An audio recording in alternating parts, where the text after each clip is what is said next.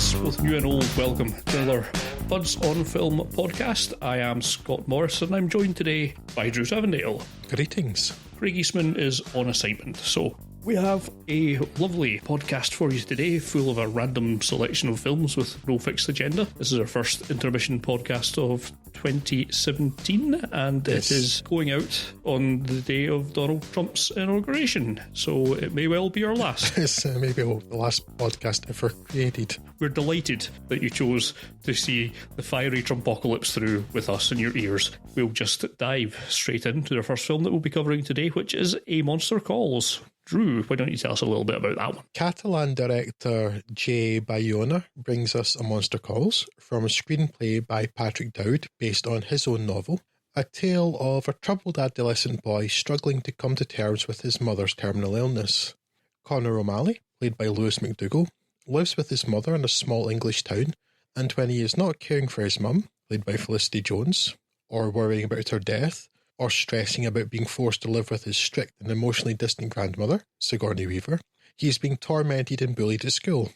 All in all, he's having a pretty miserable time of it. Unsurprisingly, he has horrible nightmares as a result, but his dreams also conjure up a sage creature to help him, a walking, talking, monstrous yew tree, voiced by Liam Neeson, a powerful and literal force of nature who will tell him 3 tales to help him make sense of and then confront his fears and his demons. The yew tree is a fantastic, and I think for younger children a frightening creation, bringing to mind a fire-filled Ent from Lord of the Rings, and brought to life by a good, though not great, performance by Liam Neeson, who I have often found to be a little flat in solely vocal performances in the past. The one problem is, though, that the tree has to carry much of the dialogue, and therefore the story, and in the cinema at least, Neeson's voice is modulated so low and with so much added bass rumble that much of what he says is difficult, if not impossible, to make out. This is probably not the wisest move to make for a character that has to give a lot of exposition. And if it was difficult for me, a native English speaker, to make it out, imagine how difficult it was for the Mexican that I saw this with. It's a strange move to make a character so difficult to actually hear. But anyway, let me return to the story at hand. At the conclusion of the 3 stories that the yew tree is going to tell him, he expects Connor to learn the moral of the stories and tell him a 4th story in return, in which he will admit his fears to himself and, hopefully, find catharsis, acceptance, and maybe some peace. It's pretty heavy going for a family film, but it's quite nice to see an effects-laden film actually have some real substance, and the themes of loss of a parent, fear, illness, and death are worthy and perhaps necessary things for a younger audience to see. The real problem comes with the sheer number of them. While McDougall as Connor is really very capable of carrying most of this, writer Dowd seems to have decided that the appropriate number of potential troubles this unfortunate adolescent boy must face is all of them. And it's not just McDougall but the film as a whole that suffers under the weight of so much misery. In its favour, A Monster Calls refuses to give simple answers to Connor's problems, and the morals of the stories are shades of grey and not absolutes. And in the end, it is undeniably powerful and affecting at times, even if it is a little overwrought. Story-wise, it's fairly slight. A lot of horrible things happening to Connor, and then the tree tells him these stories, often in an animated form, to help him make sense of this. So there's not really a level of action happening, but it's more the way these mental troubles affect Connor that's the basis of the film. Felicity Jones is solid in a surprisingly slight part given the importance of her character, and Sigourney Weaver is fine, but is definitely limited in her range due to a clear effort to maintain an English accent. Visually, it works well. The grey, mundane, small town against the colourful animated worlds of the yew tree stories and the monstrous nature of the tree itself. Some of the film's tone and look brings up memories of Guillermo del Toro's Pan's Labyrinth, and some very effective colour work and simple but key sequences from cinematographer Oscar Faura is sure to remain long in the memory, unlike 1,000 more colourful but identikit effects-heavy adventures. I've been a little time poor for this, so I couldn't find a way to do it it doesn't sound like it's going to be a particularly appealing package. It's the sort of thing from the trailer you think, that will probably be good, but it also looks like 2 hours of unrelenting misery. And I don't know, is that the case, or is that a bit lighter? Misery's not quite the word I'd use. I know I did mention that because this poor kid, they threw everything at me, it might have been just enough that his mother was dying, but no, he's also a child of divorce. His father's on a different continent with a new family that he can't get to know, and then he treats him badly, and then he gets bullied at school, and nobody seems to notice him at school, and then he hates his grandmother, and she's distant. It's like one might have been enough. But all of them just seem so much. So yes, it still has the potential for unrelenting misery. But I think because it's so visually distinctive, that helps a lot. Yeah. The tales that the tree tells are done in a almost watercolour style animation, so that's separate from the rather mundane looking real life that he's in. And even just that visual break makes a big difference. Yeah. And then that, as the imagination in the stories begin to encroach a little into his behaviour in real life, and it's at times a little shocking, but also there's a bit of humour in that, so that helps. It could probably do with a bit more humour, actually, just 11 things, but it's not quite a rewarding watch, and it's not quite the 2 hours of misery that you fear that it might be, Scott. And well, if nothing else, there's not really enough films where you can say the tree has to carry the dialogue, make it sound like you're not tripping on LSD. So that's something to go with. I think it sounds like we should have a face-off between Liam Neeson's tree and Bane, as he used the most incomprehensible protagonist in a film. Oh, I guarantee you, there is no contest here. It's Liam Neeson. Part of me is thinking maybe it was just the cinema or something. Maybe the sound wasn't set well. Everything else was okay in the film. It's just the tree characters. Yeah. I think it's actually a choice by the director to do that. But it's so low that it really is very, very difficult to hear. Because there's a double whammy of pitched Liam Neeson's voice down, and then it's just completely swamped by this kind of lava or rock or that sort of rumbly kind of seismic sound in the lower registers. And it's so loud it overpowers everything else, and not straining to understand what he's saying. And this is a Scotsman listening to someone from Northern Ireland talking plain English. That shouldn't be difficult. And if I can't hear it, I wonder what other people are going to make of it. As I say, like, one thing it reminded me of was Pan's Labyrinth. Other than that, there's not so much I've seen that's like it. Certainly not in a long time. Right. And maybe, it's so different because it's got Muppets and it's colourful and it's got songs and stuff, but the idea of the monsters and the coming of age and learning to overcome things maybe makes me think a little, thematically at least, of Labyrinth. Right. But other than that, there's not so much like it at all, but it's an interesting film. It's worth watching, but definitely that could be upsetting for really young kids. Not even so much because of the tones, the themes. I think that sort of thing probably should be introduced to children at a fairly young age anyway, just to prime them. That's what happens in life, Yeah. But it's just because the trees are rather ferocious and frightening creature when it appears. And it's always a kind of, at best, a caged animal later on. There's always this sense of menace from it that's going to be a bit uncomfortable, but again, when everything's just had all the edges sanded off of it and it's all sugar-coated, it takes away from the impact of things, so it's better to have it like this. Yeah, well, if you're telling me it's different from most other films, it's good enough for me to actually go and give it a look at some point. Yes. I'd be interested to know what you think, and hopefully you find it at least as enjoyable as I did. It's made the list. It's a pretty substantial list now, though, isn't it, of stuff you've not yet caught up with that you meant to? Yes. Yes, I have one of those too. It's on a second thick notebook now, I think. It's so in it.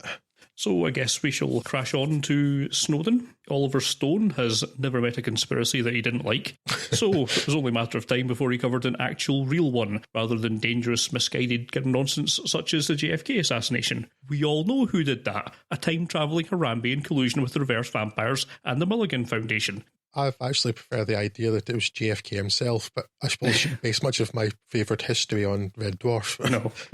Citation indeed.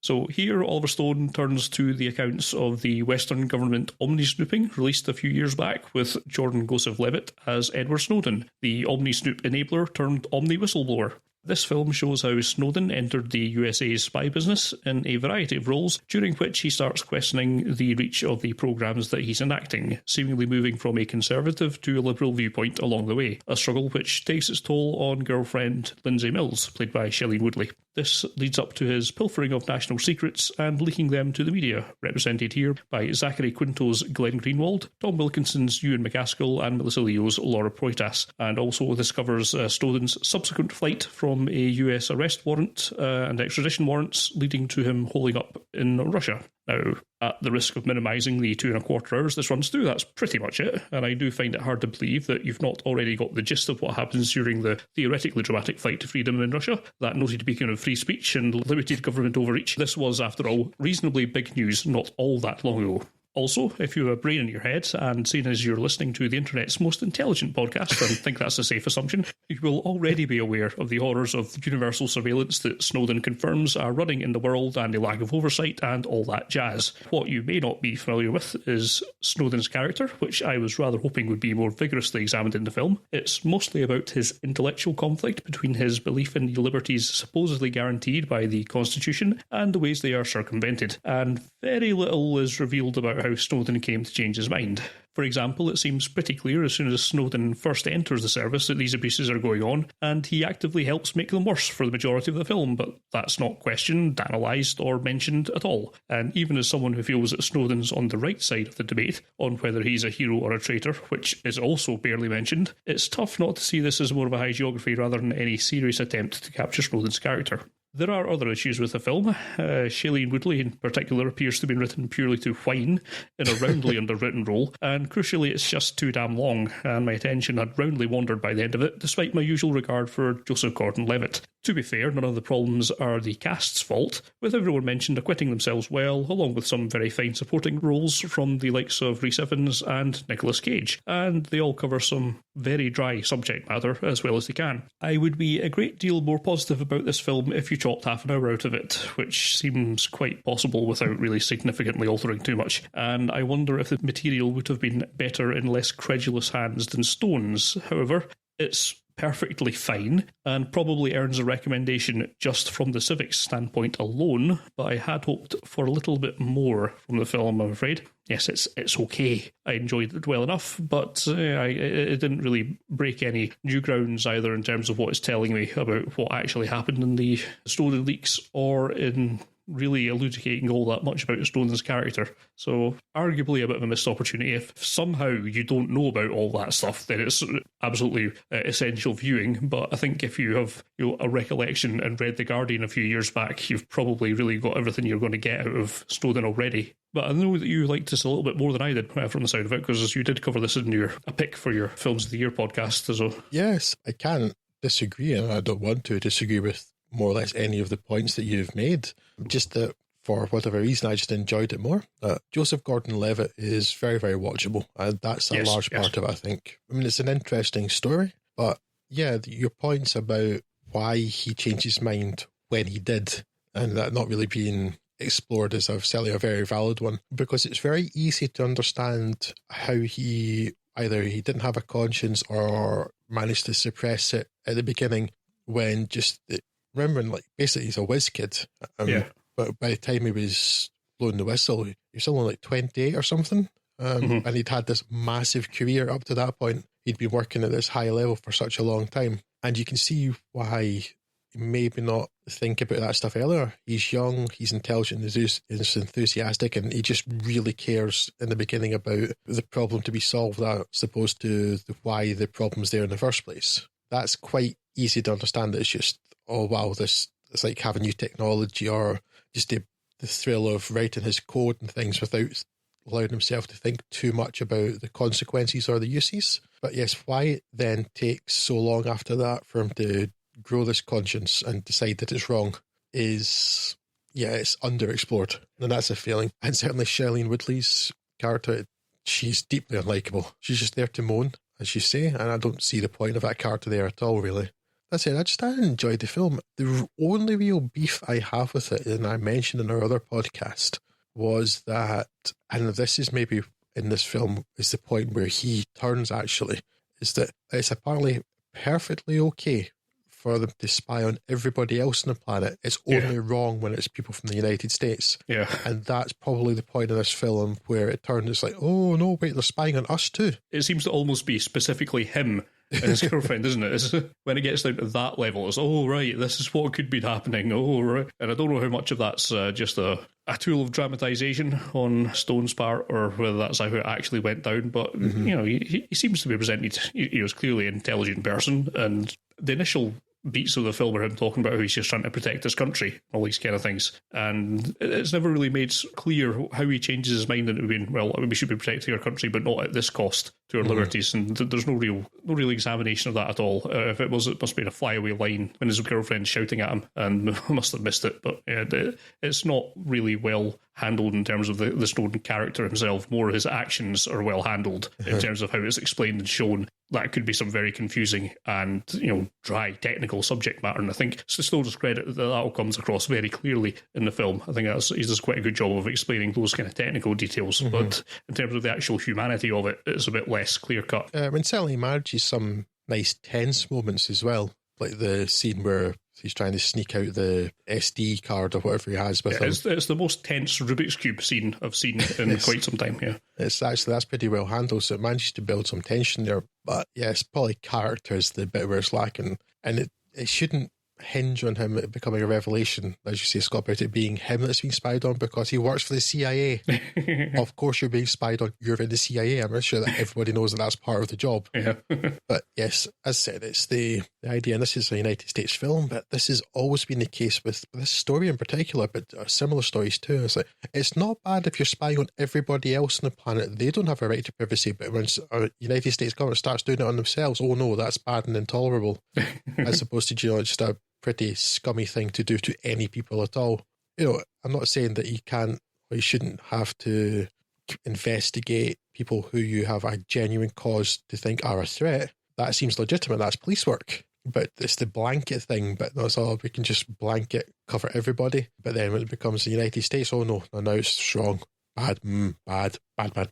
That's a broader political issue that I have rather than necessarily an issue with this film, though. This is just highlights that. But for me, it's watchable just because of Joseph Gordon-Levitt. That was really enough for me, I think. I just find him a very, very engaging and watchable actor. And it's an interesting story, an interesting thought. And clearly, it's able to promote some discussion too. It's another good reason to watch something. Yeah. If there were a shorter cut, I wouldn't necessarily argue against it, but it didn't drag like some of other Oliver Stone films have done.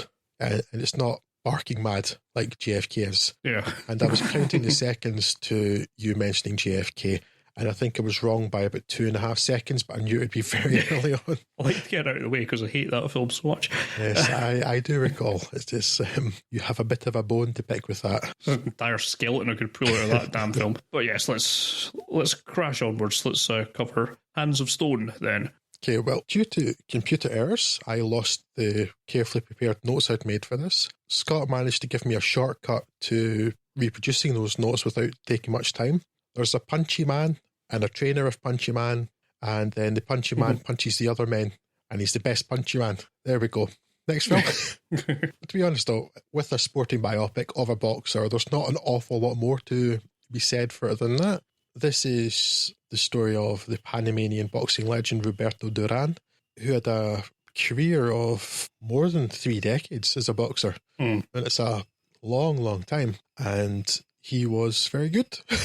It's basically, but I don't know what else there is to say about this. It's got Robert De Niro not being as completely as Robert De Niro has been for most of the last 20 years.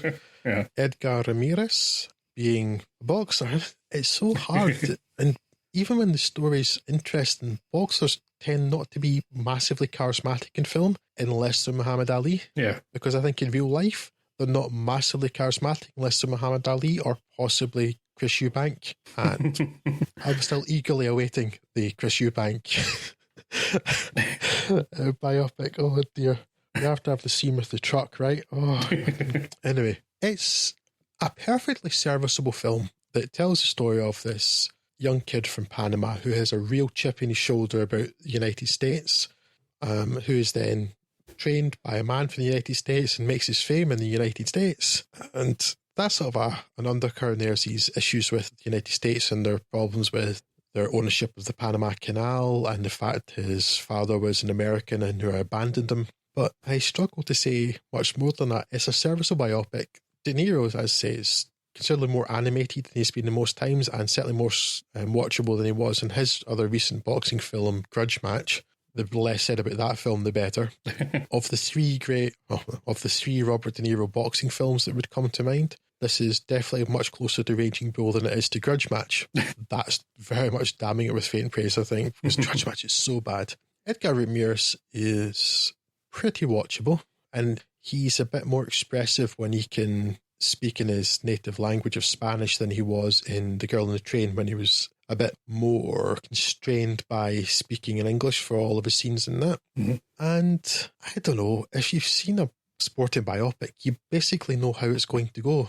Rise, fall, rise again. Those are Dark Knight Rises, I think. This is perfectly serviceable. I mean, my knowledge of and interest in boxing is pretty much zero, so I didn't really know anything about Durante before this, and it did a reasonably good job of establishing his character. I think for once as a boxer, he's probably got a bit more of a nice story arc to him. It's obviously it's kind of a Rocky story, but this one's actually real, as best as we can gather, assuming this tells a more or less true story. And Durante seems charismatic enough boxer to have this kind of treatment made on him. It covers a very small fraction of his career. It would be interesting to see something a bit more later. It actually would have been interesting to see a bit more of Bobby De Niro's character, who, this is kind of run-ins with the mob and all these kind of little side details that are thrown about as almost as a off-the-cuff statement that sounds like you could make a whole film about that itself. Yeah, that was actually it's a subplot I would like to have seen more of. Is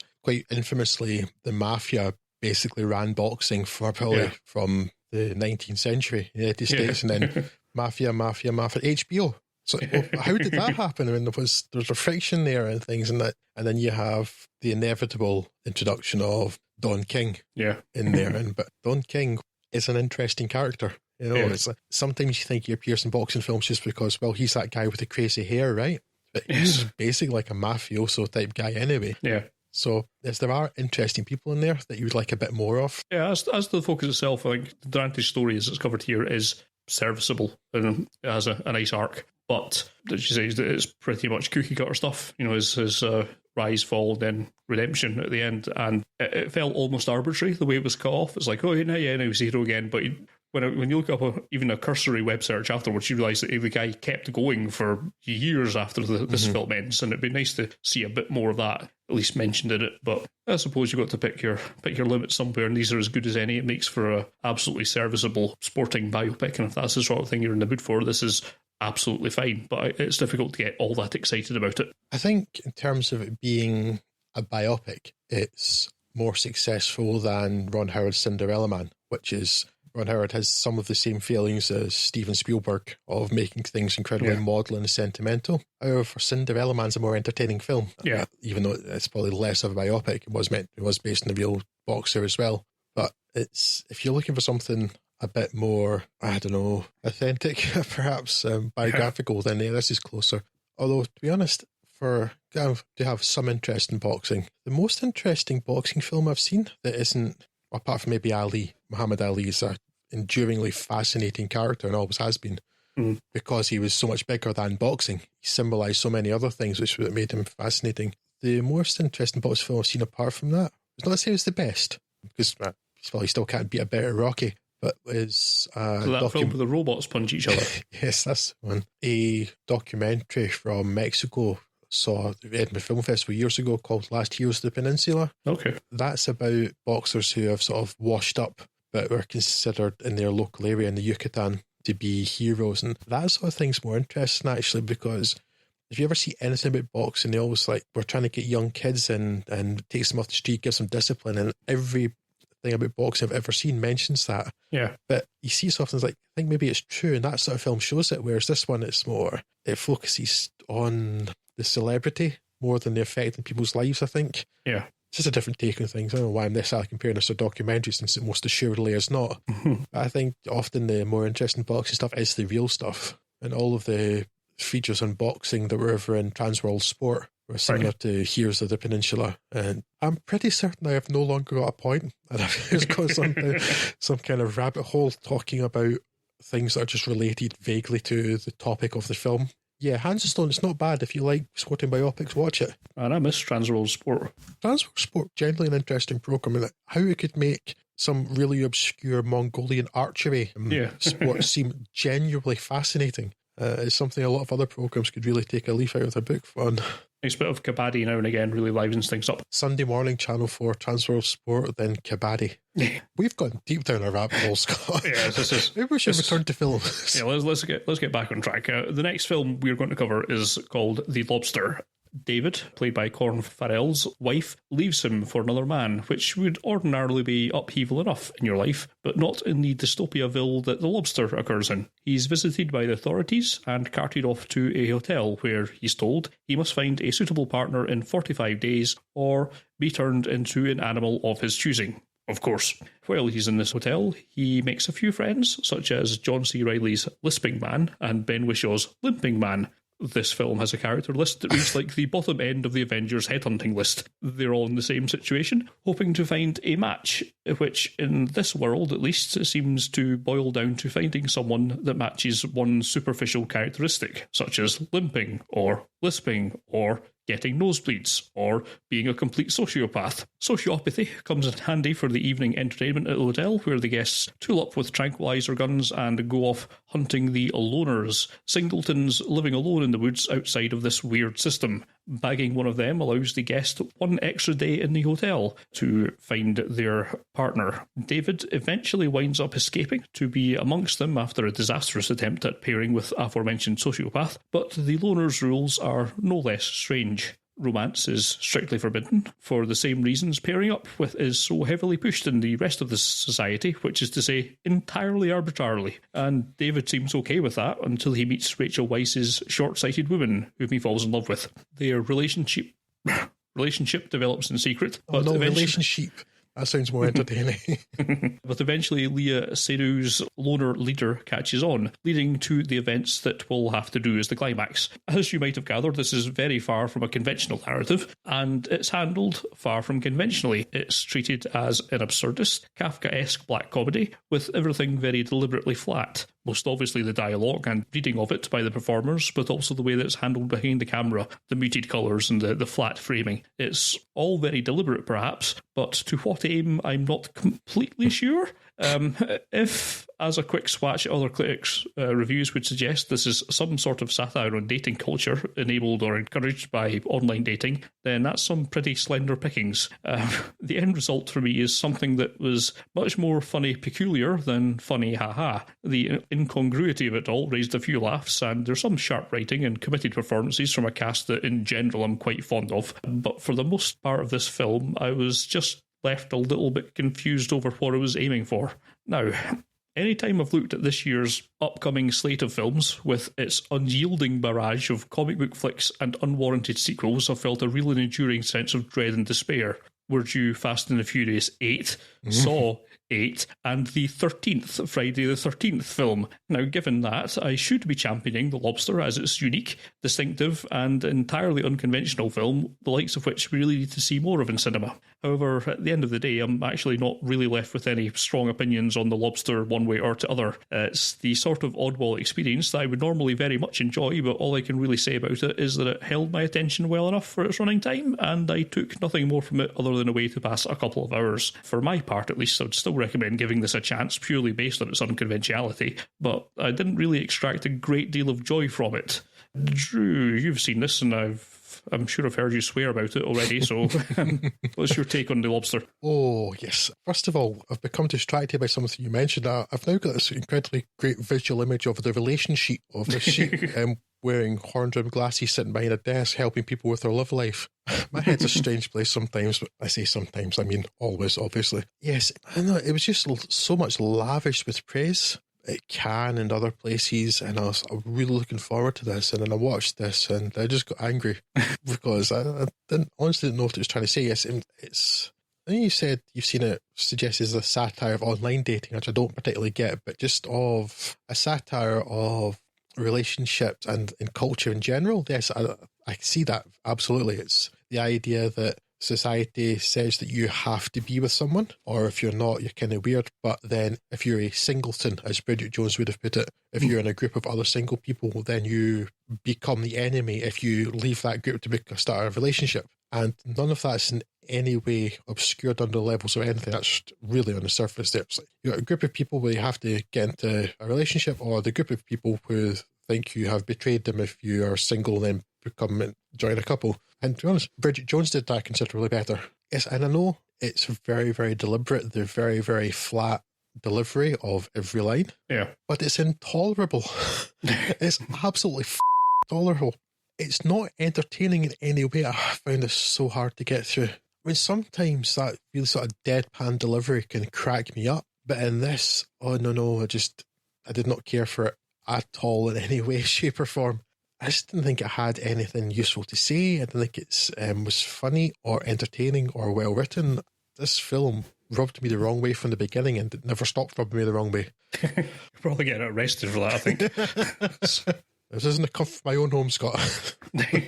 No, it's yes, I see the satire and parody it's trying to make, but I just didn't see it. And I just thought everybody in this was wasted. Because I know how funny Colin Farrell can be because In Bruges is spectacular. Yeah. I know how funny Olivia Colman could be because of pretty much everything else Olivia Colman's ever done. Yeah. Rachel Weisz, I think, is out of her depth here, actually. I've never really seen her be particularly funny in anything, but in this, well, she fits in, I suppose, from that point of view, because nobody's funny in this.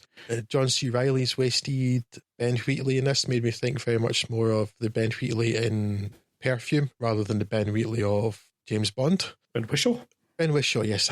Yeah. I had that name stuck in my head, the director, Ben Wheatley. Yes, Ben Whishaw, yes, thank you. But yes, well, Ben Wheatley can get stuffed as well. Yes. Ironically, the guy from one of the Ben Wheatley films we were most fond of, The Field in England, Michael Smiley, is in this. And of course, Michael Smiley's quite an ironic name, given the lack of humour on display. I really like Michael Smiley, actually, but again, in this, I don't think I had anything useful to do. It's so deliberate, but for me, that particular approach just fell so flat. Ben Whishaw is very much the Ben Whishaw of Perfume, and I do not thank them for making me think of Perfume because that was not a good film. And I've recalled that you hated that as well, so I'm sorry for making you think of that film as well. It's experimental. It's hugely experimental. It's very, very film festively, and sometimes that works, but in this case, no, it didn't. I know I'm doing a pretty horrendous job of articulating why I hate this film, but I hate this film.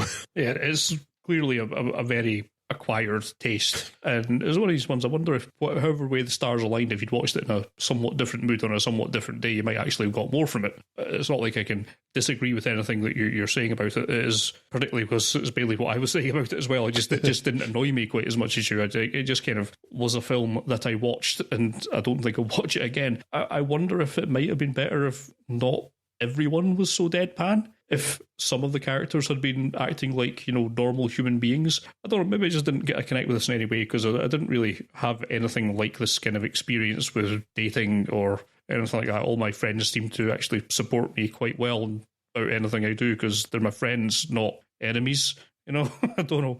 Yes. And I know, and in terms of online dating, I don't have a particularly jaundiced view of that either because that's how I met my wife. So worked out quite well for me, so I'm all right, Jack. Yes, I'm quite on board with the whole online dating they do because, for instance, I know it worked for you, and because you met your wife through online dating, I met my girlfriend. It's a direct consequence, so it's I have no problem with it. Yeah, I think I can't bring myself up to hate it or to be honest, even dislike this film either way. If you forced me to pick one side of the fence, I'd probably say I liked it more than I disliked it. But, in general, it's still pretty much middle of the road for me. I couldn't quite extract the joy that a lot of people got from it that were putting it on your best film of the year lists.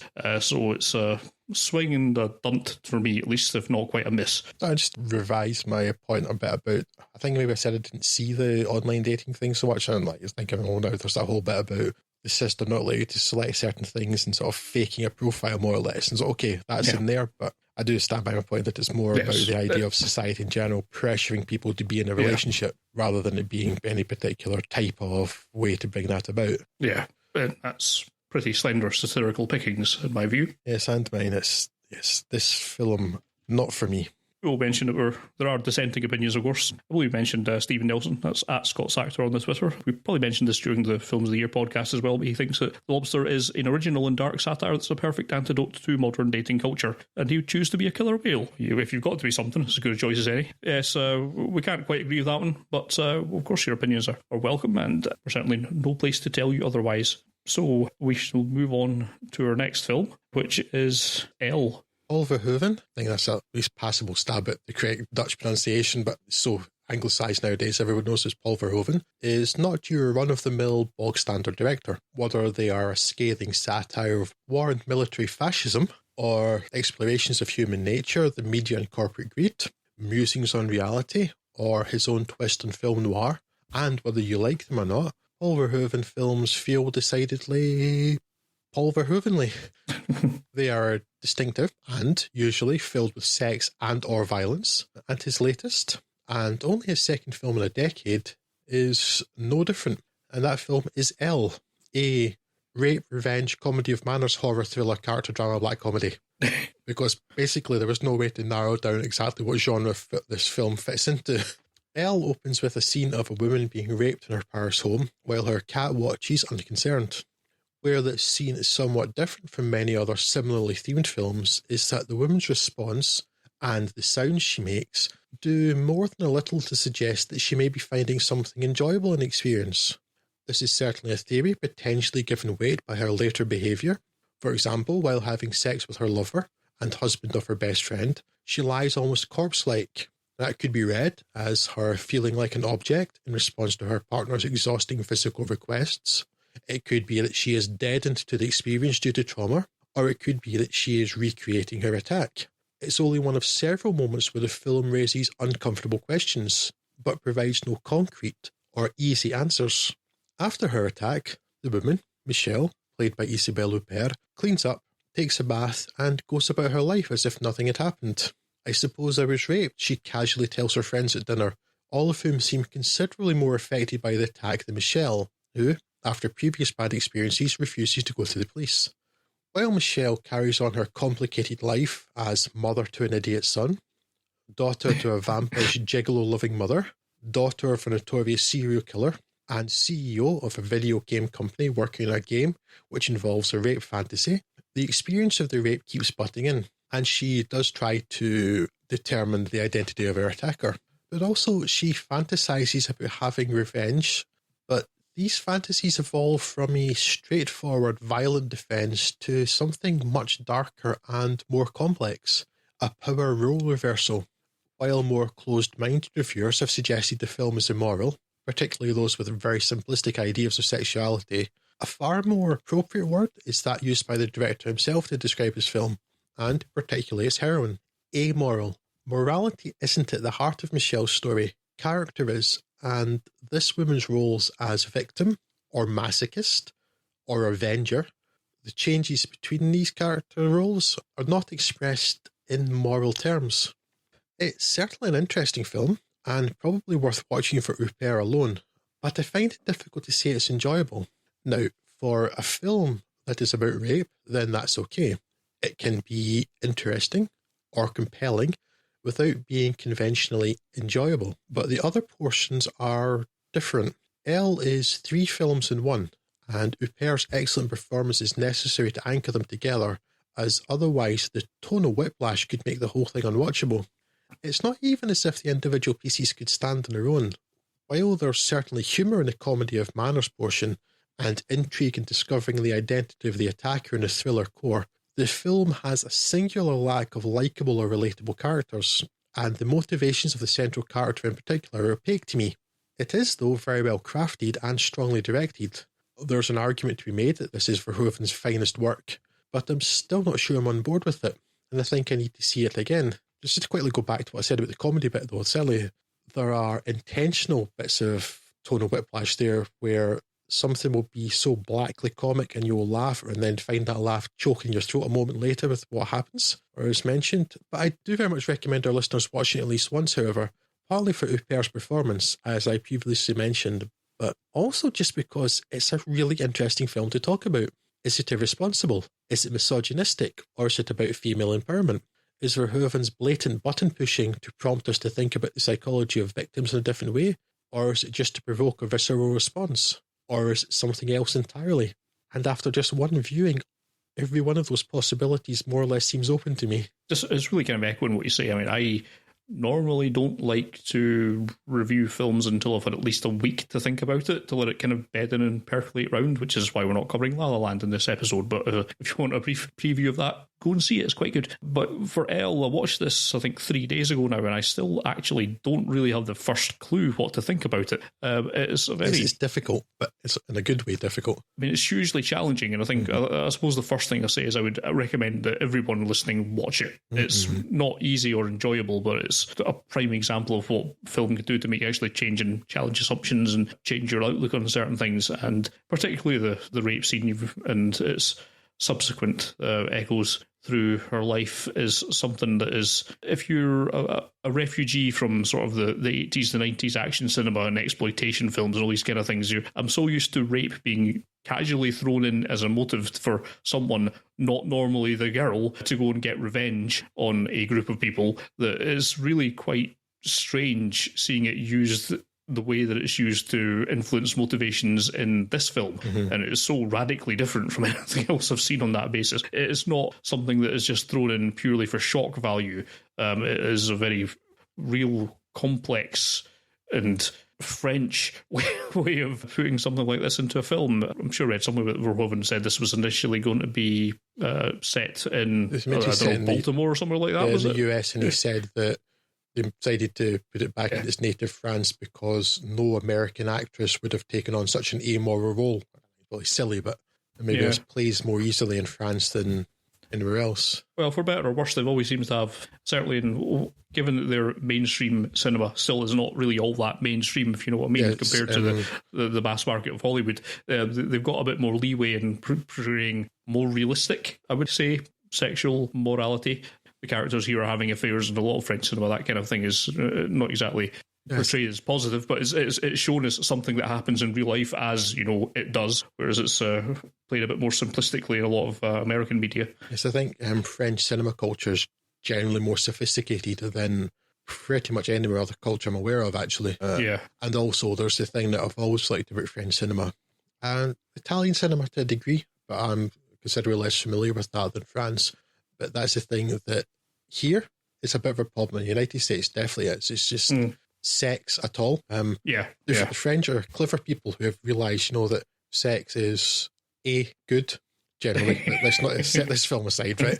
But A, good, B, enjoyable, C, natural, and that human bodies are things that we all have. Whereas in America, it's okay to have lots of blood and violence and people being murdered, but goodness gracious, you can't see a booby. Oh, no, that would be terrible. Think of the children. Yes, and you better not swear. Yes. That could cause real psychological damage. It's so upside down, and I've never understood that, whereas French film has always been comfortable with both the human body and what you do with the human body. Yeah.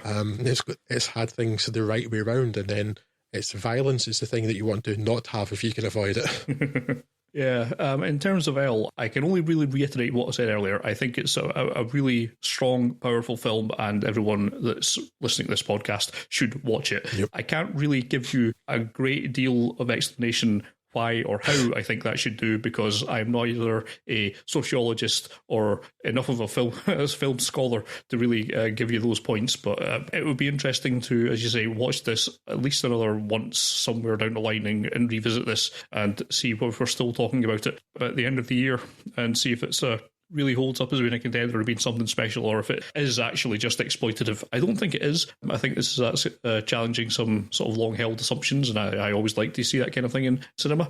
Yes, it's not enjoyable in the conventional sense of things, but I think it's actually a fairly important film, and certainly something that we should all be seeing. And then after that, you can go and watch RoboCop again, just to see that scene where Ed 209 really brutalises that guy with the guns, because that's a bit simpler. That's more my level, really.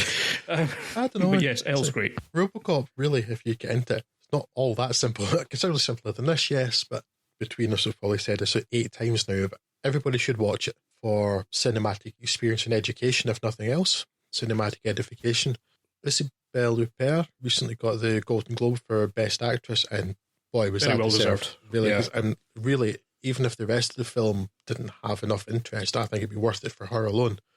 It's, you mentioned the rape too, and this is different from so many films. Exactly what you see, Scott, that it's like there's like so many country songs in the United States are based on this idea too, as well as films like that, and all over the world too, the films that somebody's girlfriend or wife was raped, and that's, you go off to get revenge, or it's the one thing that women can always be threatened with in a film. But it's almost such a banal thing in that way. It's like, well, it's a woman, obviously that's her danger, and yes, in the real world, I appreciate that's a great danger.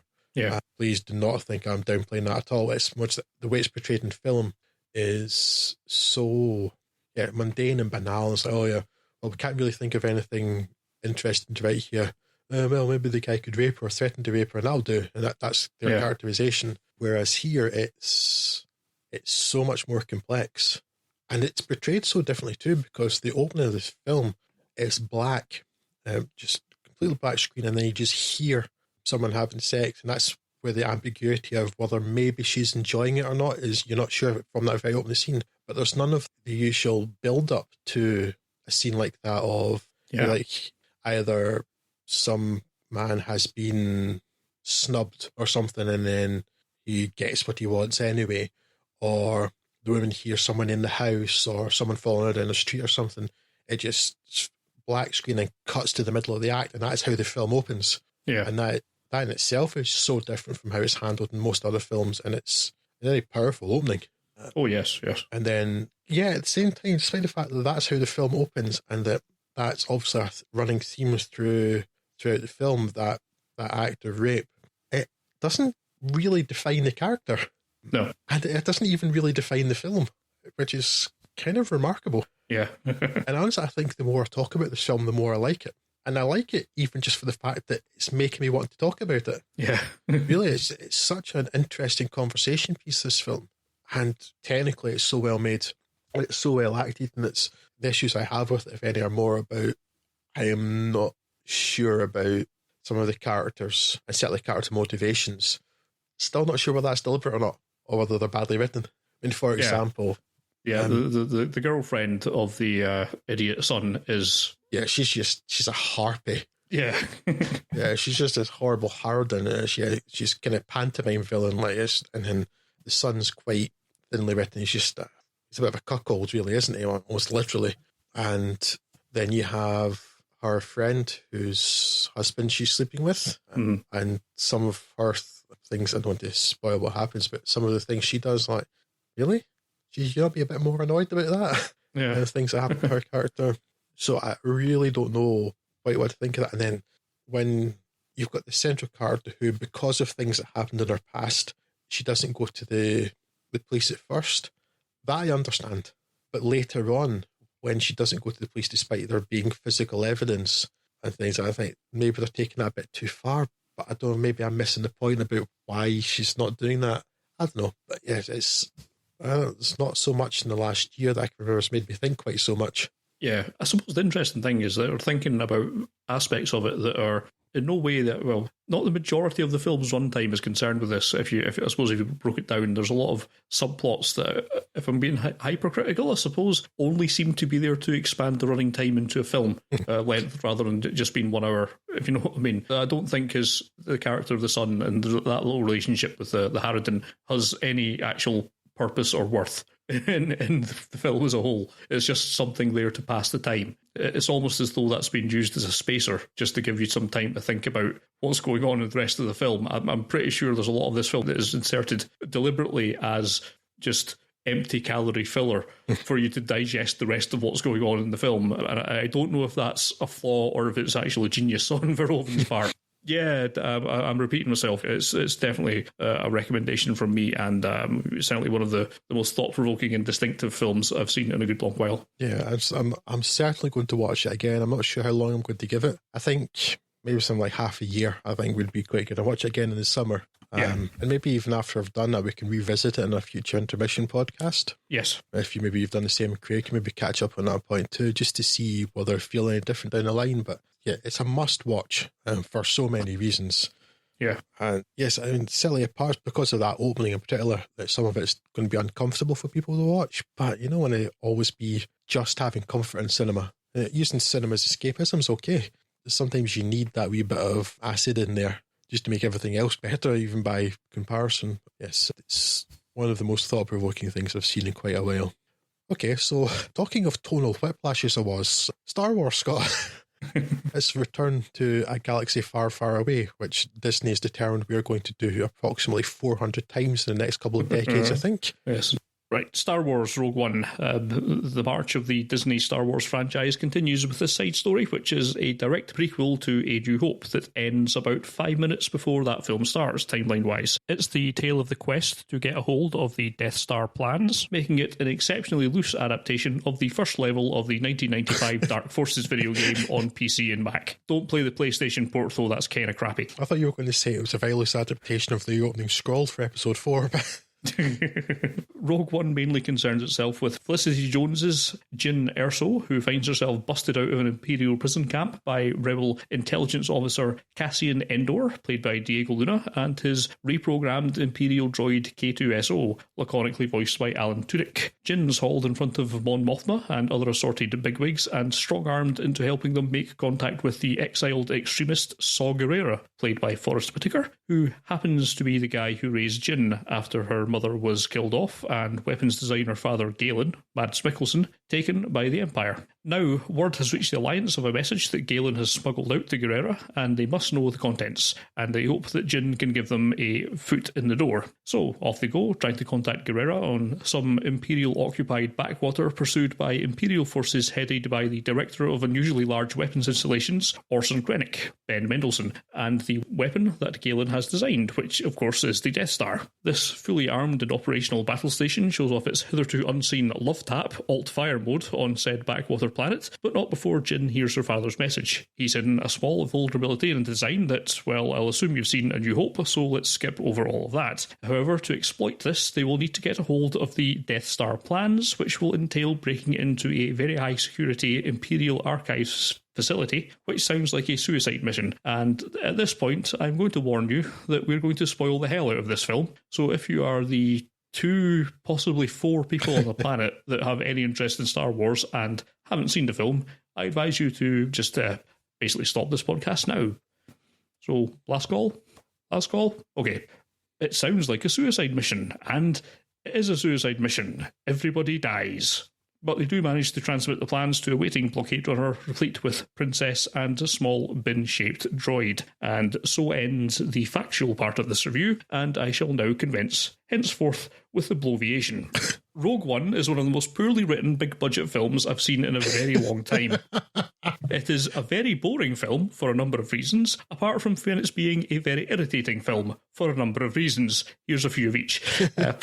Primarily, the reason I find it boring is sadly they've borrowed from their Marvel stablemates' obsession with throwing loads and loads of characters into a film without having the first idea about what to do with any of them. It's bad enough that your lead character sleepwalks into suddenly becoming the most committed rebel of them all, because otherwise there's no bridge to the last act. But the rest of the cast barely have a character, let alone character motivations. Diego Luna's normally a dependable hand, but here he's saddled with a character that's supposed to be ruthless and also sympathetic, but the underwritten, monotonic performance makes him a bland non-entity, which I suppose marries well with Felicity Jones's equally characterless turn. Also, why must all of the female leads in Star Wars films speak in clipped, received pronunciation tones? You're acting against a space Mexican. I assume other accents were castable, when perhaps the most charismatic performance in your film comes from a mildly amusing, sarcastic robot. Perhaps you should be rethinking this sort of thing. And as for the rest of the gang, well, let's just say this. They could all be written out of the film with either no change to the script or very minimal changes to the script. Now, does that sound like a solid basis for a narrative?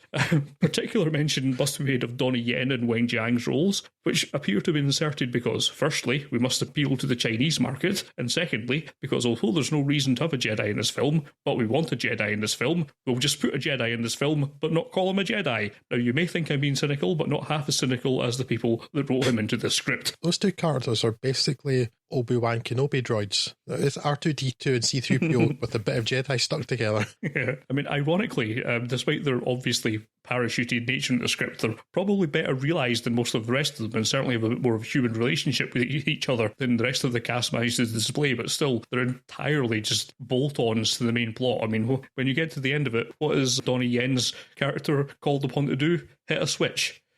That's it. Anyway, again, this showcases Gareth Edwards, who's the director of this film, his career-long problem with characters, as we're told multiple times in the early going about what a badass Forest Furnishings character is, leading you to expect that he's going to play some... Oh, it took me a moment to hear what you just said there. Forest Furnishing in the forest.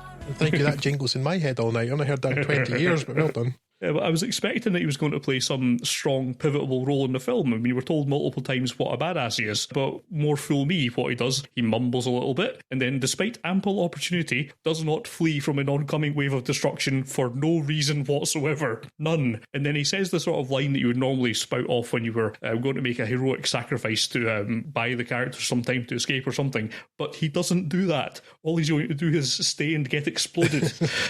So, Scott, in the great tradition of really dumb names in Star Wars, he's called Saw Gerrera, and that means warrior, albeit female warrior in Spanish. So obviously he's important because his name's Saw Warrior. I'm told he does something useful in one of the cartoon series or something, but I'm not watching that because I'm a grown-ass man. Yeah, so this script is plagued throughout with horrendous character and plot issues, and it seems that rather than spend any time addressing any of them, it's been decided instead to just litter the film with nods and Easter eggs relating to the original trilogy in an orgy of lazy fan service. I think the point I realised that this was going to be a film primarily targeted at 33 to 38-year-old man-children was when we walked past them two boys from the cantina scene at A New Hope. That drove me absolutely crazy. I was just already at that point, I was thinking, oh, the fan service is doing my head in. And then, yes, I can be a nerdy, geeky kind of person, but I did have to look these up. But finally, Ponda Baba, because all Star Wars names are stupid. Ponda Baba and Dr. Cornelius Evazan, and this Dr. Cornelius is not an ape. But the two characters that very famously Luke confronts in the cantina in Mos Eisley in Star Wars. And I have the death sentence on 12 systems. Like, well, of course they're in this film. Why wouldn't they be? Because it's an entire galaxy that happens in one town. Oh. Yeah, to me it just shows that it's not secure enough in its own little world. It has to keep constantly reminding you that, no, really, I am part of a Star Wars franchise. Please, please love me. And it's just quite obnoxious. If it had any identity or charm of its own, it wouldn't be so noticeable, but this film just uses the franchise as a crutch, and it's really annoying. In the wake of this film, some have started asking questions about the future of actors in this brave new world of CGI resurrection technology. I would answer these questions with a few of my own, namely, are you blind? Are you going to special screenings where Vaseline is daubed upon your eyeballs upon entry? Are you unfamiliar with humans and how they look and act? Are you smoking crack? Is exactly what I said. I said that about a film we talked about not so long ago too, for exactly the same reason. It's not convincing at all. Terrifying. So yes, please finish, and I'll have my own wee rant afterwards. I was curious about this. I mean, the tech on display, it does not seem any better than the dead-eyed virtual Kevin Spacey from that Call of Duty game a few years back, and that was before I upgraded my graphics card. To be honest, it's not much better than the terrifying, dead-eyed, floaty-heady Jeff Bridges from Tron Legacy. And everybody still has nightmares about that one, right? Yeah, and I saw John Knoll, your technical effects bod on this, was interviewed a couple of days back, I think, and he had this. Let's see if I've still got it, because he made a really great point. Knoll says, there are people that have said quite vehemently that it looks terrible and it looks like a video game, and I will assert that this is not the case. And that is the extent of his argument for it. Well then, okay. And I'm quite convinced by that, yes. It didn't look absolutely dreadful because you said that it didn't. I'm convinced I am set to write Scott because I thought that it looked like a video game. But apparently I am wrong because he says it doesn't look like a video game. Okay. Thank you, John Knoll, for opening my eyes and apparently scooping them out so I can agree with you. I mean, I would just barely have accepted the pseudo Carrie Fisher monstrosity at the end of this. Oh, you mean the vinyl doll? Yes, the love doll version of young Carrie Fisher. The wipe clean version of Princess Leia, right? Yes, I might just about have accepted this before, of course, her tragic death a couple of weeks back, which you can't really hold them responsible for. I'm sure they don't have crystal balls. But really, doing the stunt with Peter Digi Cushing as Groundworth Tarkin. Peter Cushing. Yeah. Sorry. I'm not sorry at all, actually. The strange thing is, he's not a plot-critical character, but he's just a really heavily featured one. And that's a brave decision. But I wonder who looked at this tech demo and thought that this pallid waxwork automaton was good enough to splash on multiplex screens, and I hope to get the cataract surgery that they apparently need. Well, it's off the crack. Stop. Put the pipe down. Stop smoking the crack. It's not good for you. It's just baffling to me that anyone found this acceptable. The only positive thing I can say about it is that it managed to really get my personal peak, or perhaps trough, of the Uncanny Valley effect. So, yeah, thanks for that, Disney. So, between this and The Force Awakens, the recycling of content with recycled digital actors shows a worrying trend towards backward-looking navel-gazing for the Star Wars films, which means that we may nominally be getting a new movie every year, but just one that's picking over the bones of all the previous work. I had previously mocked George Lucas's notion that the Star Wars universe was exclusively about Darth Vader's story arc, but actually, on current evidence, he might be right.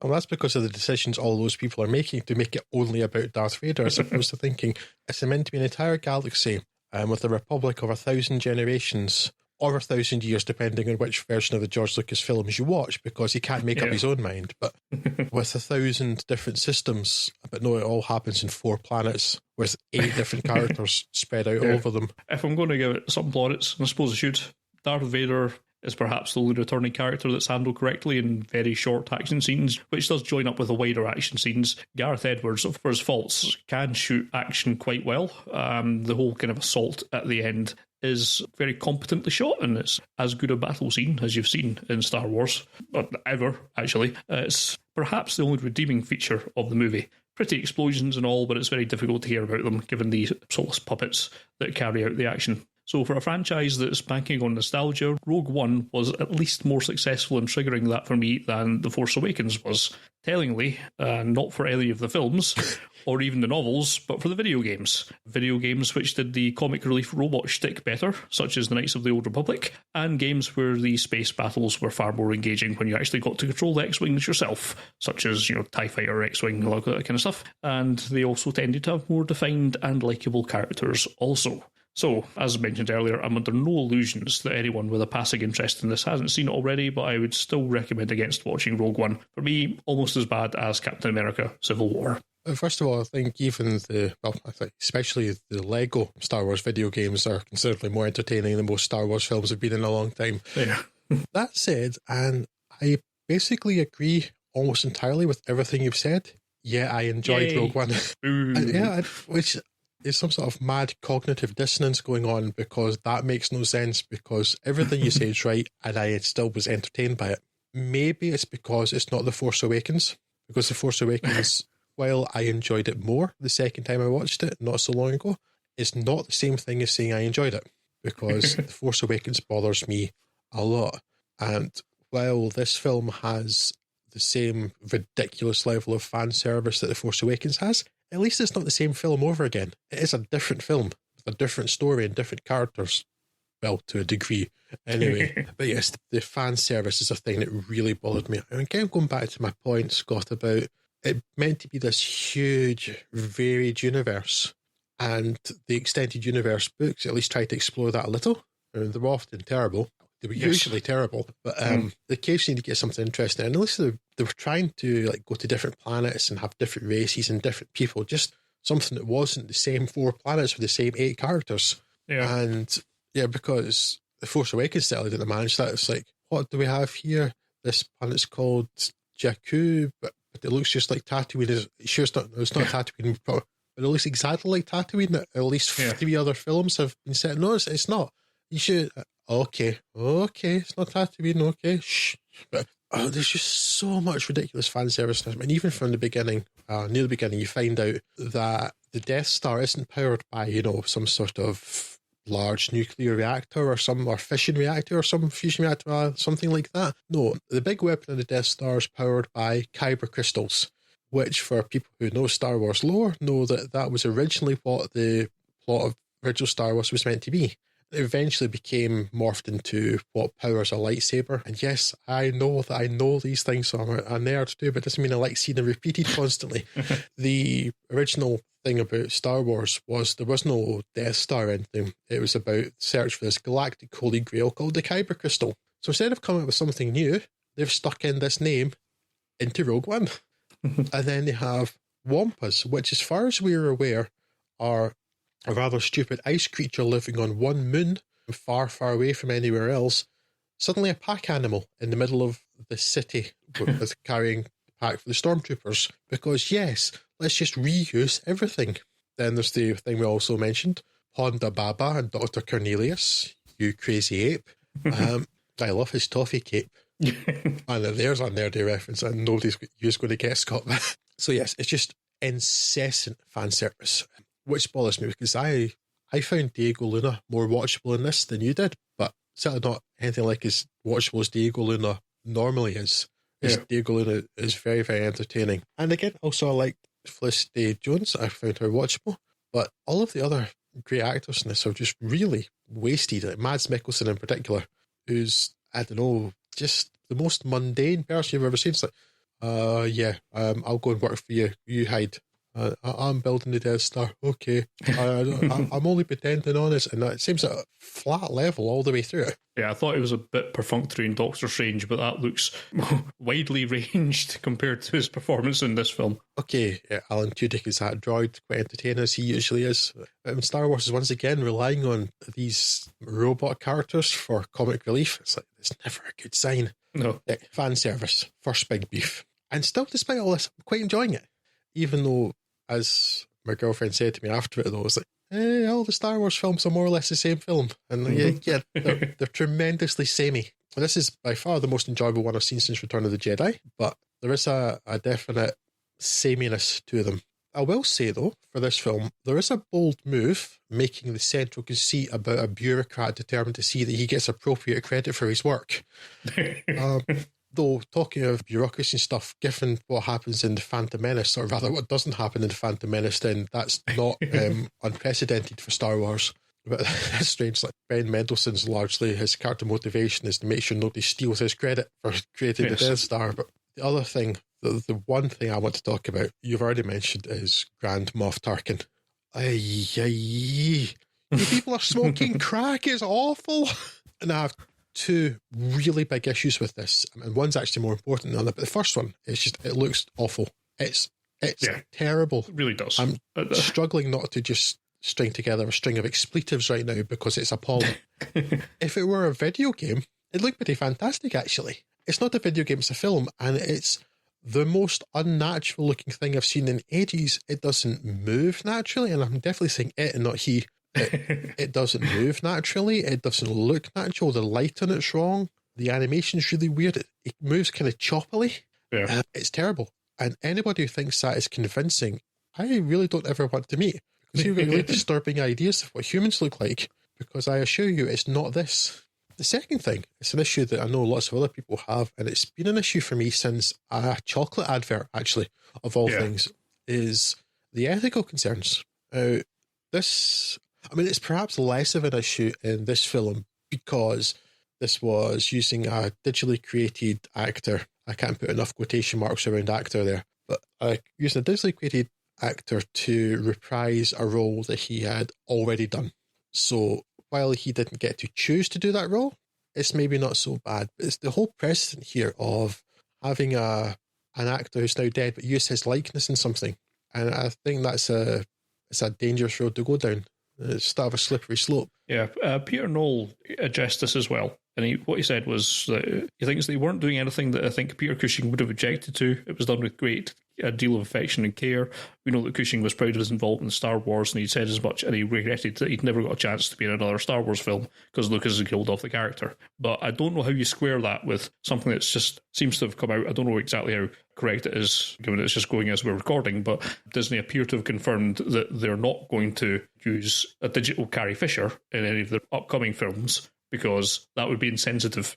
And I don't know at which point you say, well, what is the statute of limitations on sensitive for this? Because for me, it seems pretty black and white. If it's wrong to do Carrie Fisher, like now, to get you out of a plot hole, it's wrong to do it for Peter Cushing now. I don't think that time really factors into this decision. I think it's just morally incorrect. I don't know. I think it can, because at what point does grave defilement become archaeology? But that's certainly a much, much longer time scale than we're talking about here. Yes. Although, weirdly enough, not in Guanajuato, because grave defilement has become a museum exhibit in the Museum of Mummies there in about 30 years. Which creeped me out, quite frankly, as much as it was interesting. But that's a hell of a tangent to avoid any more rabbit holes that stick to the point at hand. So about Kabaddi then. And again, for instance, let's disregard the fact that it was terrible, it was badly done, but the Fast and the Furious film where Paul Walker died, maybe using CGI recreation to finish that when it's a film that clearly the actor had already done, that actually doesn't bother me at all. I think that's the actor had made the decision to be in this. Obviously, he wasn't expecting to die. He had to finish his film. Okay.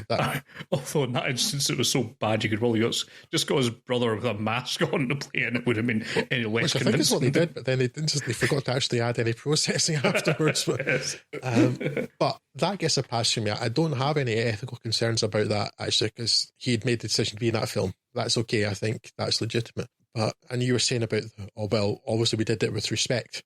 Well, that's okay then, if you did it with respect. You didn't get any permission, though, did you?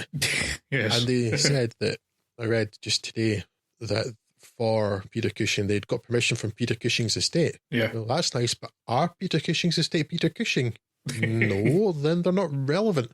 I mean, for things like copyright and licensing an estate, okay, that's just the way the world works. But for actually using a likeness, no.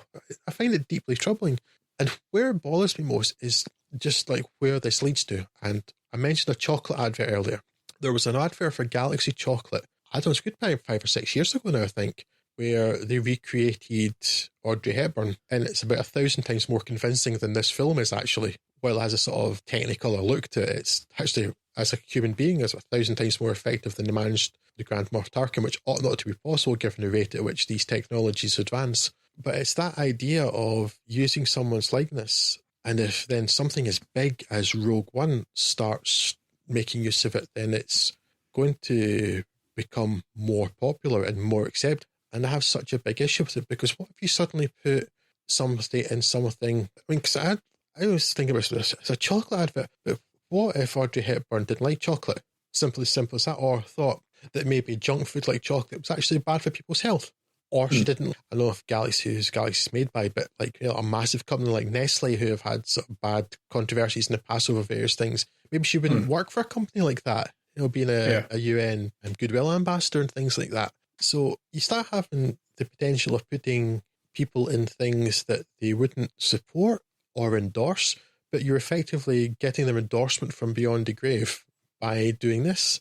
And you think, oh, it's just a Star Wars film. But what if you get a film in the next couple of years where it's a pro-neoconservative film, something very Trumpish maybe, and then you put someone in who would never have supported this, but then you have this cartoon in, it changes people's legacy, it changes what they think, and basically you just don't have the right because you didn't get their permission. And I don't know how we get from this stupid, forgettable piece of fluff full of its silly wampas and things and Ponda Baba. Dooba-doobu, blabba-labba, planu-babu. Is the film that your baby will enjoy watching. And I don't know how we managed to get from that to like deep ethical concerns about digital actors, but I think it's really because of the size of this film and the fact that Carrie Fisher has just died too. And apparently her scenes have been filmed for episode 8, but if they change their mind in a year's time because they need a scene, I am not going to be surprised. And then suddenly you've got these couple of massive films making so much money doing this with other characters, and you're like, oh yeah, then you can start seeing it everywhere, and then it becomes misused. And I really have big reservations about that, and it's my biggest problem with this film. Actually, it's even bigger than the fact that it's just terrible. It's the idea of where this could go, and it's already earned $1 billion, so it's people are going to be aware of this and they're going to want it, and yes, I worry about that. But back to your silly space opera, just to lighten things for a moment. I don't disagree with a single thing you said. I just found it more entertaining. Possibly because I went in with such low expectations. Maybe because for all the stupid character names, nothing's quite so stupid as Snoke. Or maybe just because it's not a complete retread of episode 4 and a bit of The Empire Strikes Back again. But a bit of, I found it reasonably entertaining. I just found the fan service infuriating. Just try a bit more inventiveness. And the whole idea was to set up as a massive, varied universe, and you've got, no, we'll just keep reusing the same stuff. Ugh. Yeah, I made the critical mistake of getting my hopes up a little bit when everyone was explaining breathlessly how this was breaking new ground for the franchise and how it was the first Star Wars film that feels like a war film and all that nonsense. And I didn't get much of that at all. You what? Yeah, because people are saying, because things like, Cassian Andor, he shoots a guy in the back rather than help him and such like that. And it's just, but he doesn't have any kind of character arc at all. So I can't really invest in it. I mean, I do, however, worry what the effect this had on kids, because Star Wars is, of course, a franchise designed to sell toys to kids. And if you're going to watch this as a kid, I don't think this is really what you'd want to see. I mean, you want to see a film with space wizards with their laser swords. Yeah. And what you get is something that's boring and has all the main characters getting brutally killed. Well, if it goes to something like crowd pleasing. Diego Luna's character, again, no one compare him. I know you particularly, and me more and more nowadays, not so enamoured anymore of the original trilogy. No. But, and if you disregard what's actually associated with the whole Greedo shot first thing, but they take a character like Han Solo. The original characters were so much better written. They were characters. Yeah. Because you have Han Solo, who is a scoundrel, basically, right? And you don't know what he's smuggling for Jabba. I've said people assume that it's drugs, but there's lots of things you can smuggle because lots of things are illegal in different places for different reasons. So, but he's selling on this like grey area morally. But you get the idea that this is an interesting guy. He's a better person than he really wants to be. Yeah. And he's kind of fighting against that in himself, I think. And then also he does go on this journey. He's this ruthless guy who is killing the bounty hunter in a bar. And more than anything else, by the way, that whole Greedo shot, the first thing that drives everybody crazy, legitimately. People talk about how that sets up his moral journey. Well, yeah, also, but the character just told him he's going to kill him. Yeah. Over my dead body. Yes, I've been looking forward to this a long time. He's just said, I'm going to murder you. So, of course, he's going to shoot first. But anyway, but then, this character is better than he wants to be. And he goes on this journey, becomes a hero, makes friends and things. Okay. And you can see why these things change. He meets these people and he doesn't really care about their cause, but turns out he finds friends and then he gets involved and then he realises that he can be a better person, yada, yada, yada. Diego Luna's character is like this ruthless guy who's murdering informants. So it makes him a scumbag. And then suddenly he's soft-hearted because the script demanded it. And then goes back to being apparently ruthless again. Yeah, that doesn't play. You've shown absolutely nothing about why this character would change like that. Yeah, and I didn't get any sense of any sensible character motivation for anyone in this film. Oh, apart from Ben Mendelsohn, surely. It's like, yes. Wait a minute, creepy digital man's trying to take my credit. I created it, damn it. Yeah, that aside, actually, depressingly, everyone else, I have no idea what they're doing or why they were doing it. Okay, some of them, I could almost explain away because they're space wizards, because they do. The Jedi boy, who's not a Jedi, but apparently is a Jedi, like, fine, okay, he's guided by the Force, and the Force is still the ways of the Force, so Jedi then. No, yeah, and Jedi. No, it's not Jedi. It's completely different. Okay. Everyone else, I don't know why they're there or what they're doing. I don't know why I was supposed to care about Saw Gerrera. I don't know why he died the way he did. I don't know why the point of having the Imperial shuttle pilot. He seems like someone who could easily have been written out in one line of dialogue.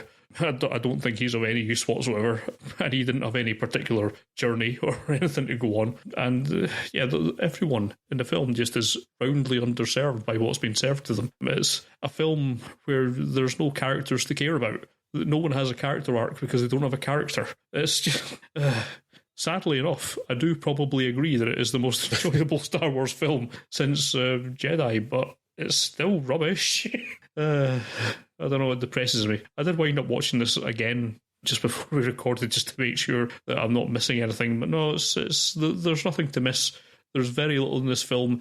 It looks really pretty in terms of its action scenes. Is perhaps not quite the right term for it, but I think it does have some really effective action scenes. And if the rest of the film was just trying to be a dumb action film, the way that the last, half hour of this film is set up to be, with both like this really intense ground battle and the space battle as well, I would probably have cut it a bit more slack. If this had been more obvious about being a dumb action film, I think that would have worked much better than this attempt at being, we need to show the horrors of war and the gritty underside of the rebellion, except you don't actually do any of that. You just kind of hint at it in places, and with a bunch of protagonists that I really could not give the first about. Yeah, it just does not work for me. I'm now entirely soured on this franchise, and I've no doubt I will watch the next one because, well, it's there and you can't really do anything. You can't really avoid it in cinema in December. It scares everything else out of the multiplexes, so you'll watch it, because just out of sheer lack of other options.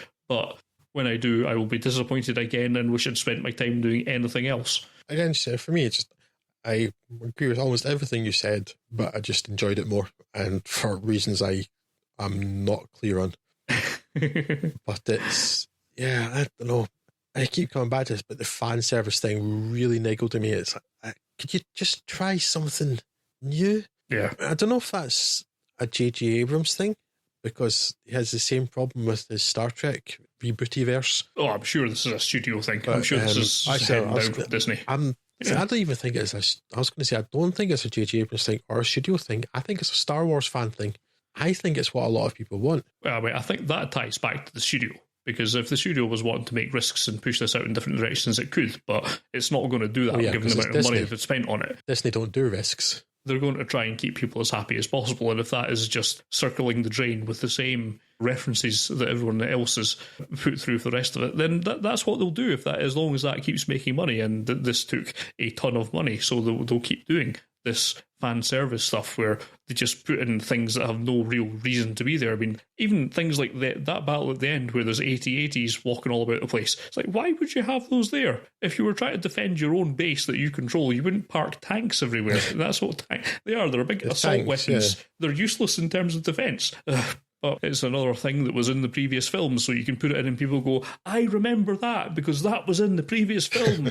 I'm a true fan. I'm connected to this universe, even though all it's doing is taking my money away in the form of toys. Here's the thing, though, is Star Wars gets to you. It's because it's such a part of popular culture now and has been since before we were born. Yeah. But we have spent probably 4 times as long talking about this terrible Star Wars film. Well, terrible for you, possibly entertaining for me, but terrible in many ways. Star Wars film than we did about Elle, which we both agree is one of the most interesting films we've seen in ages. Yes. It gets to you like that, and I resent it. Well, that's as good a reason as any to stop talking about it, I think. Yes, I think so. We've circled the drain as much as that. Some feedback on our Twitters, Films and Swearing, the Films and Swearing podcast at FAS Podcast on Twitter. I'm going to redact this slightly because they are the Films and Swearing podcast and we are technically trying to keep our clean rating on the iTunes, but they basically said they want more Donnie Yen and Zhang Wen in the Star Wars universe. They were my favourite of Rogue One. I actually don't necessarily disagree with that. They did seem to be the only characters that had some form of a character. Yes, I think they were wildly underserved with the material that they were given. I guess that will take us to the end of this podcast. We will return on the first with a look at the films of David Fincher. We'd like to take a moment just to thank anyone that's interacting with us on the Twitters or the Facebook and who's liking on there. Thanks first to Louis Kong on Twitter at Louis_Kong, who is congratulating us for somehow managing to make some kind of value out of Street Fighter and Mortal Kombat and such like for our last episode, so thanks very much for that. Also shout out to Matt Toller at mtoller on Twitter, who has not reported back, but you said he was going to find out which faction of Fuds on Film was correct about the assassin, and yes, we'd like to see who wins that tie break for us. So yes, report back on that if you get the chance. He didn't tag us, but he said in his later tweet, I checked, that he thought The Assassin was a very beautiful film, but he had absolutely no idea what was going on. That's more or less what we said, I think, about it. Fair enough. So yes, we would love to hear from you, so please keep talking to us on Twitter. That's at FudsOnFilm, or Facebook. That's facebook.com/FudsOnFilm, or you can even email us podcast@fudsonfilm.com. So as I say, we'll be back with you on the 1st, assuming that we've all survived. And until then, I will bid you adieu, and I'm sure my good friend Drew Tavendale will do so also. Very well. Ta-ta!